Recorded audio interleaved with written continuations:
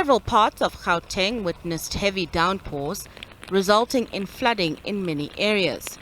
Low-lying areas near rivers and streams were hardest hit. The Weather Service says isolated thunder showers are expected to continue. There is a level 5 warning of disruptive rainfall stretching all the way from the Northwest Province into the Eastern Free State, KwaZulu-Natal and the far eastern parts of the Eastern Cape Province. Otherwise, a level 2 warning is also in place over the eastern parts of Limpopo, and some severe storms are expected over the southern interior of the Northern Cape Province. For this afternoon and for tomorrow, we have another level 5 warning of heavy rainfall that may be disruptive over the southeastern coastal areas of the country and the adjacent interior. The bodies of 2 people who drowned were found along the banks of the Natal-Spruit River in Gauteng. It's believed that the 2 men were trying to cross the flooded river when they were swept away by a strong current. The city experienced several incidents regarding flooding and drowning. 2 bodies have been recovered alongside Natal-Spruit River near Zonkezizwe in Gauteng. Last month, Gauteng had been given a provincial disaster classification. It's now been declared a national disaster area due to the floods.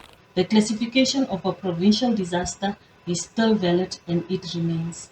Now, how this will work, the provincial executive is still responsible for the management and coordination of the provincial disaster that was classified last month. However, it also has a responsibility to assist the national executive in managing the national disaster.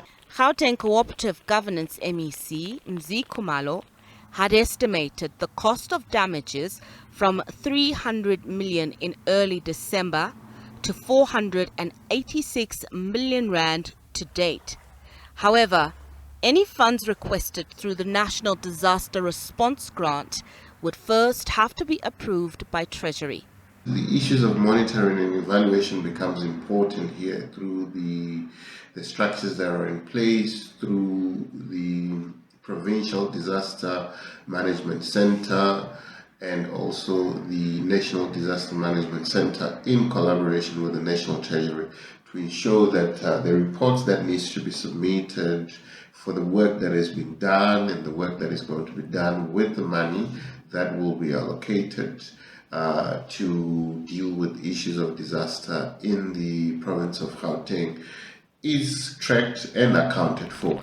Wet and rainy conditions are expected across the province over the weekend.